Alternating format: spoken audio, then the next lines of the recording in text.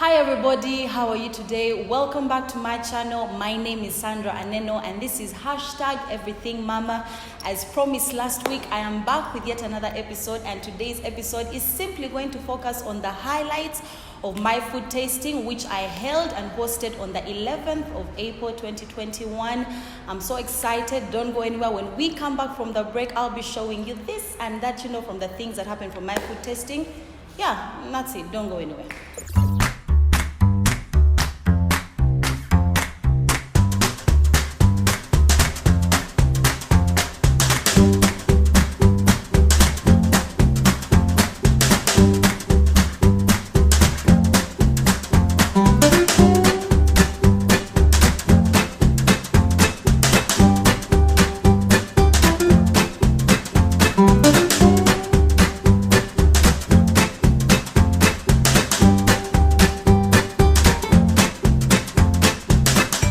So if you've been following my content ever since the year began, you know that I have been on the trail of launching my business, starting Sandra's Kitchen, and lo and behold, because God is so good, gracious, and faithful, I was able to host about 25 to 30 people at a residence in Chiramulawa. As you can see on your screen, that's the house that I held the food tasting at.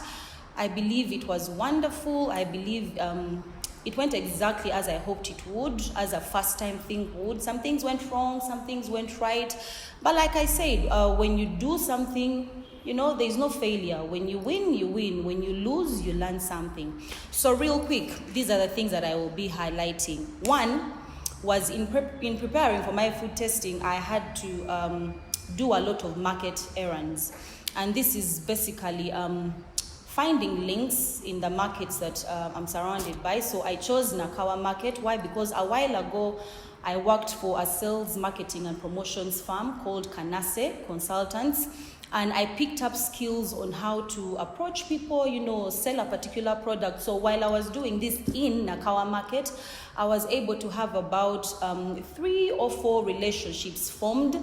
And these are the relationships that I revisited while preparing for my food tasting. So through those relationships, I was able to get fresh produce at an affordable price. They delivered it to the location. So that went pretty well.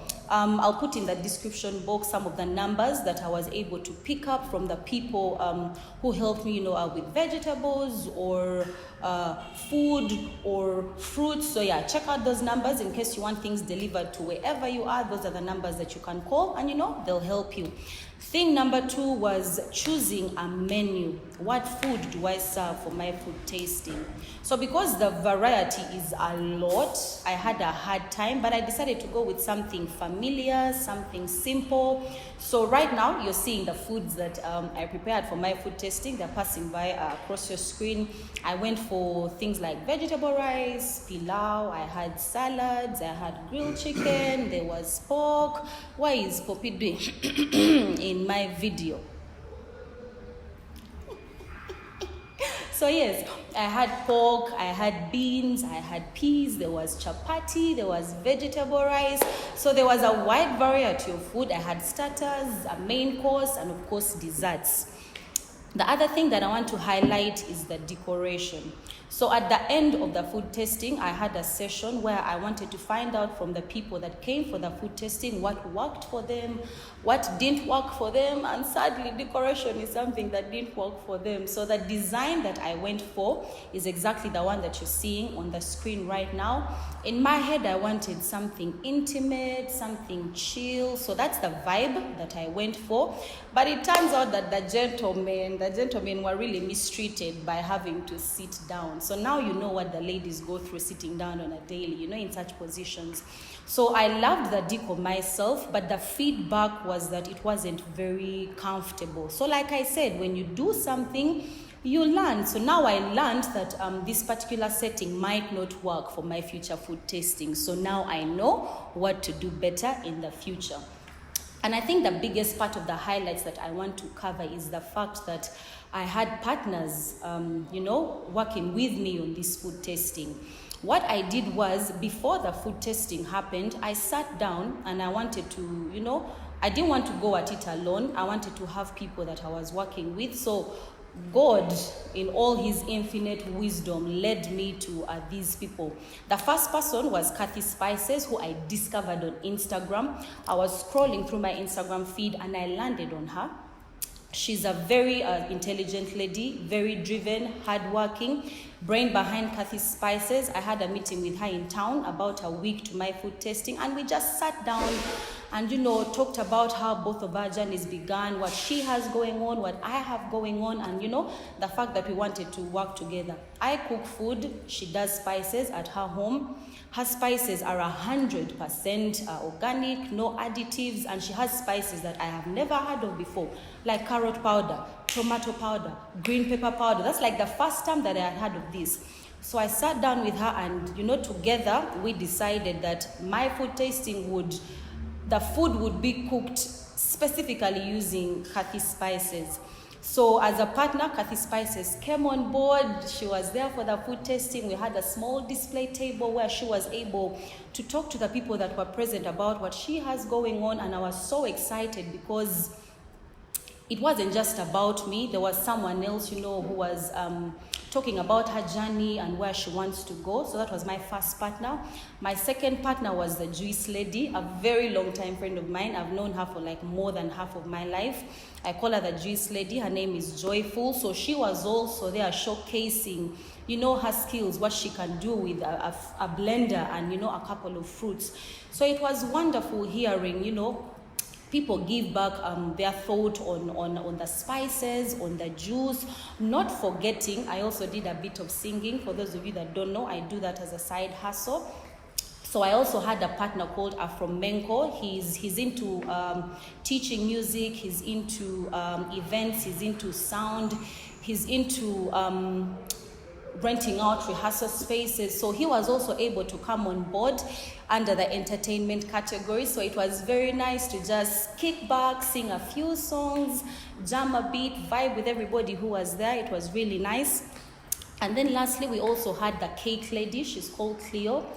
She was able to cover the dessert section of the food tasting. She hooked us up with a really lovely chocolate themed cake and a coconut cake as well. So I kind of like that all these areas were covered. The areas that I wanted to do, the starters were covered, the main course was covered, dessert was covered. I had people outside of myself come to the event and share about their journey and about their story. And it was really, really beautiful and humbling to be surrounded by friends and family, coming together to make this happen for me.